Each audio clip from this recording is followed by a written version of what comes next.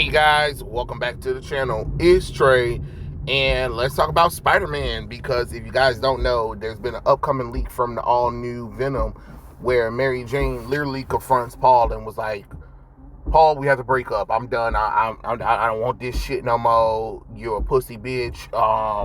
You have been a disaster in my life. You have ruined me and Peter Parker. I need to go and get my real man back. No, I wish she said all that, but no, she really is breaking up with Paul. Thank God. And then it's kind of funny because they just released Spider-Man versus the Sinister 16, and it's a book where Spider-Man, Peter Parker, and Mary Jane are on a date at a fancy restaurant. Like, seriously, it's literally a story where they're on a date and chaos ensues when you have a lot of heroes and villains come into a restaurant. They're all trying to have their own dates or whatever without interruption, while the restaurant owner is trying to set up everything for insurance fraud. Like, oh, okay. But yeah, Peter and Mary Jane are literally on a date, and that's the comic book, and that's all we've been wanting. That's all we've been wanting.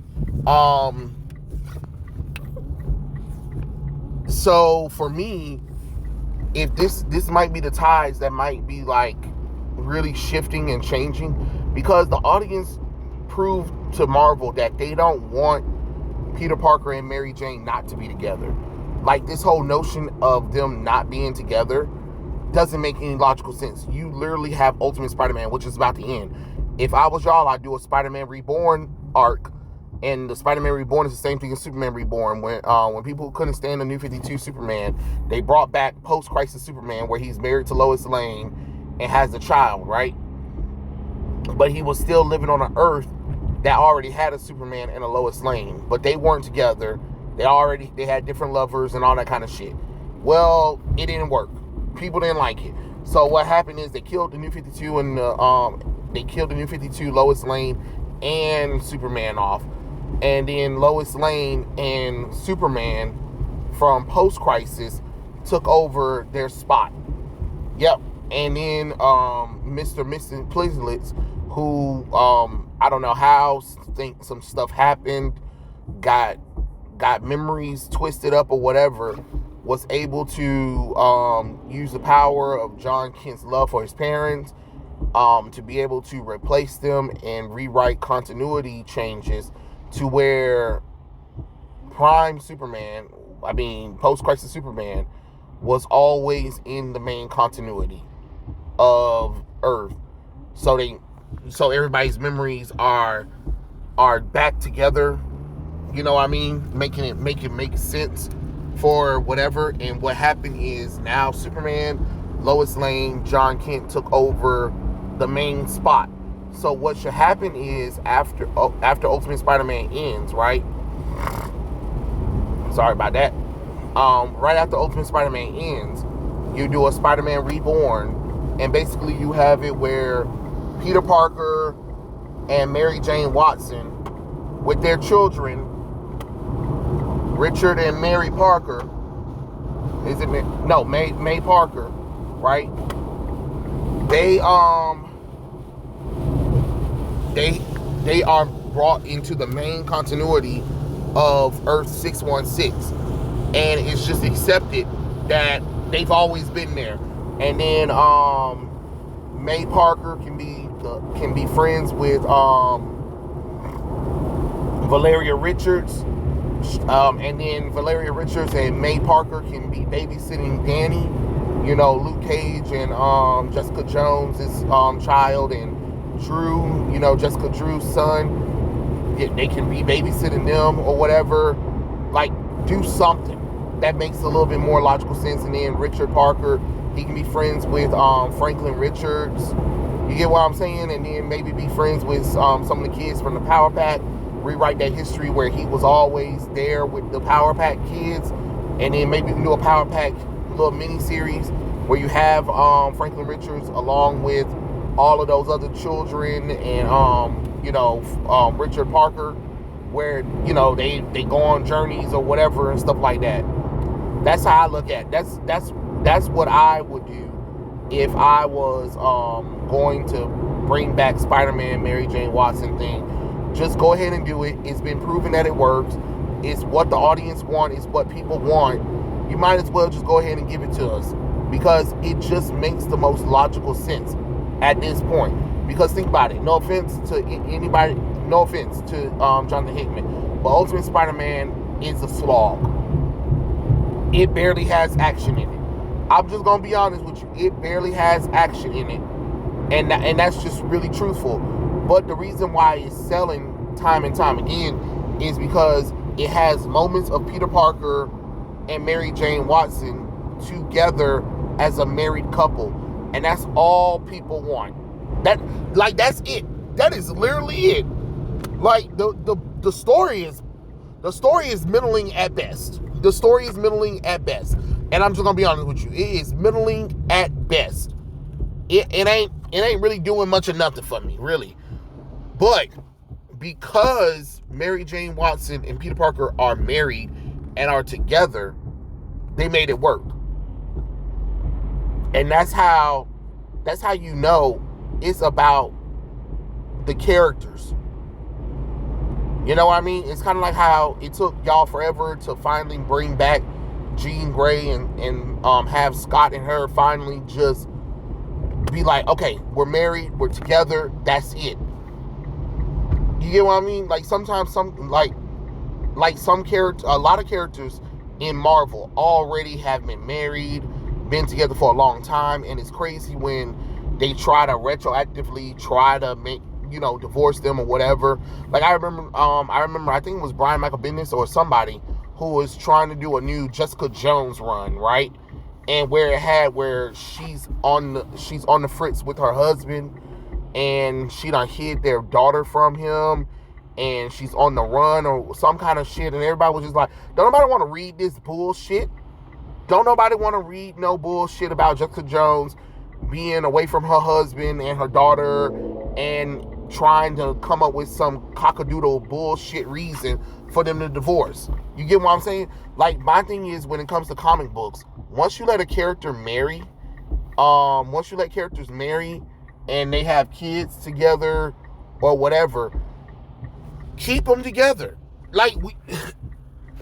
Because my thing is, I'm looking at DC characters too, because I've seen some DC characters starting to reestablish a lot of their characterization of their loves and their lost loves or whatever, and the fact that now they can remember, like, hey, we were together before and we even had a child together. What the fuck's going on? You get what I'm saying? And that's what I'm saying, where it's just like you're having so much unnecessary bullshit when you don't have to. You get what I'm saying? Have this Spider-Man Reborn bullshit happening, and then have it where he goes with Mephisto and deal with that. Mephisto finally realized, like, hey, I can't keep them apart any longer or whatever. And then you bring in Doctor Strange and you bring in magic users, and y'all resolve all of this shit and finally have Mary Jane Watson and Peter Parker together, and just stop the bullshit. And then you can have Wanda come in and be like, Mephisto, you have ruined blah blah blah blah and stuff like that. And Wanda, Clea, Doctor Strange combine their magic powers to make sure Mephisto can never interfere with Mary Jane and Peter Parker's relationship ever again. And if their children are destined to destroy Mephisto, then oh well. Or at least have the one above all, come, because he came to Peter Parker before. Yes, God did come and visit Peter Parker for a while. Just come on, like, it's right there. Like, you can't sit up here and say the audience don't want this or they don't know. They're literally telling you what they want. They don't want Peter Parker. And what the fuck you doing? Shit.